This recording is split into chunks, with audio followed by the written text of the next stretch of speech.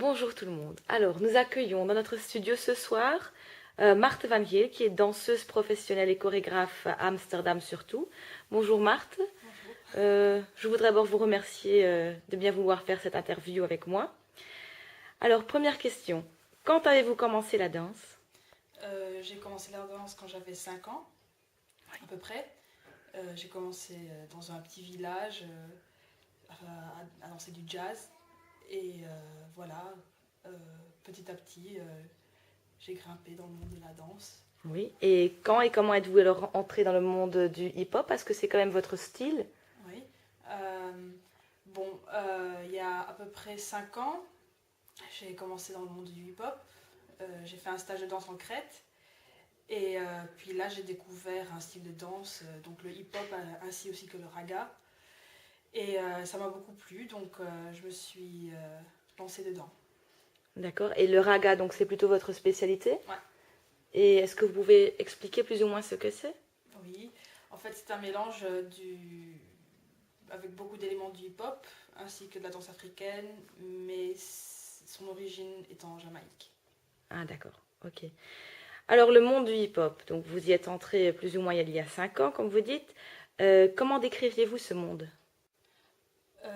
Ce monde-là est un peu dur pour les femmes parce que c'est quand même un monde qui est dominé par les hommes. Et en tant que femme, il faut quand même se faire une petite place dedans, euh, qui n'est pas toujours facile à obtenir. Et comment avez-vous fait pour obtenir une place dans ce monde? Me prouver, et encore une fois me prouver. Oui.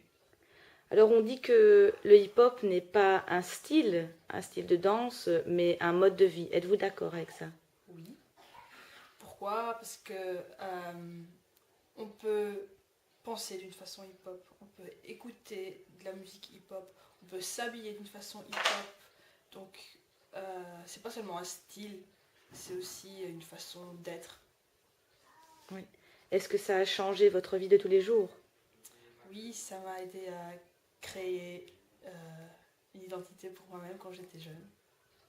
Oui, vous avez eu des difficultés en tant que jeune fille? Non, non, pas trop, mais ça m'a quand même aidé ça m'a aidé à me former, à me sentir bien quelque part. Oui, à trouver où était votre place. Ouais. D'accord. Mais en fait, quelle étude avez-vous faite?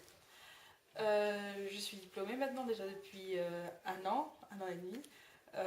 J'ai étudié à Bruxelles, d'abord à Gand, où j'ai commencé la danse hip-hop.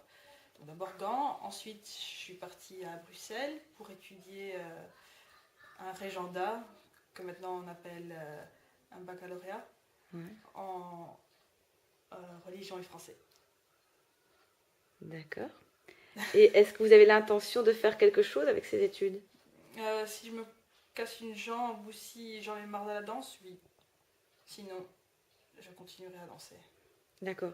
Donc vous venez de dire que vous avez commencé la danse hip-hop plutôt à Gand. Je suppose que vous avez commencé dans le petit village de Lowe. Ensuite, vous avez fait un stage en Crète et puis ça continue à Gand, c'est ça? Oui, parce Et, que je suis allée en Crète quand je terminais ma sixième année secondaire. oui, Donc, puis j'allais à Gand et donc je cherchais un endroit où je pouvais danser le hip-hop. oui. Vous avez toujours facilement trouvé un endroit où danser le style que vous vouliez danser? Oui, en Belgique, oui. Oui. Mais donc maintenant, vous êtes à Amsterdam. Ouais. Ouais. Comment êtes-vous arrivé à Amsterdam? En fait, j'ai fait un projet là-bas comme étudiant de Comenius. Donc ça veut dire que on pouvait faire des échanges. Moi j'ai choisi Amsterdam parce que c'était pas trop loin de la Belgique et je pouvais donc encore donner cours en Belgique. Mhm. Et donc voilà, j'étais là et en fait tout d'abord c'était pour mes études. D'accord. Et pourquoi êtes-vous resté à Amsterdam? Parce qu'il y a d'autres grandes villes où vous auriez pu continuer votre carrière en tant que danseuse ou chorégraphe. Pourquoi vous avez continué à Amsterdam? Parce que là je suis la seule qui donne un certain style de danse qui est donc le raga dancehall mélangé avec la danse africaine. Donc vu que je suis la seule, on me reconnaît assez vite et donc j'ai beaucoup plus de boulot et j'avance beaucoup plus vite dans le monde de la danse qu'en Belgique. D'accord. Donc, cette carrière, donc c'est une carrière de, disons, plus ou moins un an.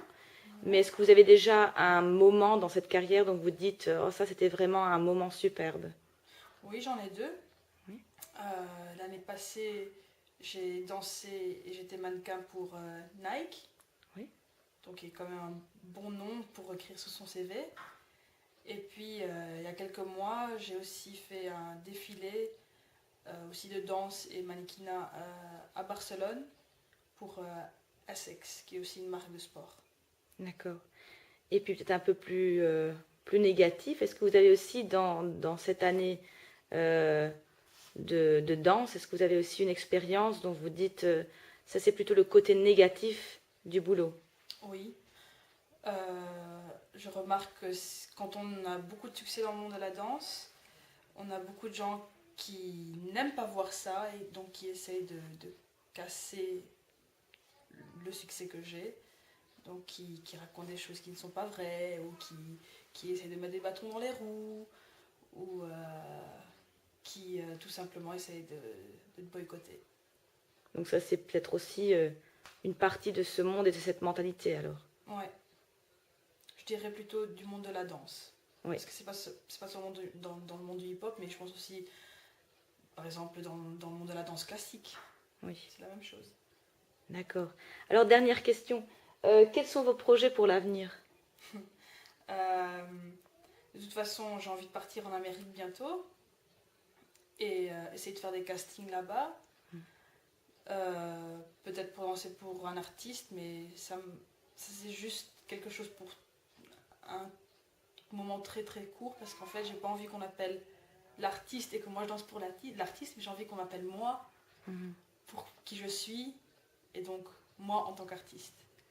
Donc, par exemple, j'aimerais bien donner des workshops à l'étranger ou chorégraphier pour un artiste, si c'est possible. Et pour quel artiste? Euh, L'artiste de rêve pour vous? euh, Parce que je suis danseuse de raga, je dirais plutôt pour un Sean Paul, quelque chose comme ça, qui est assez commercial, donc c'est assez accessible. Mais si je pouvais vraiment choisir quelqu'un avec qui j'ai envie de danser, ce serait une Janet Jackson ou une Beyoncé. Mais bon, ça c'est un peu moins mon... Si, c'est aussi mon style de danse, mais c'est un peu moins. Oui, d'accord. Eh bien, merci. C'était ma dernière question. Je vous remercie vraiment de cette interview et je vous souhaite bonne chance pour le reste de votre carrière. Merci.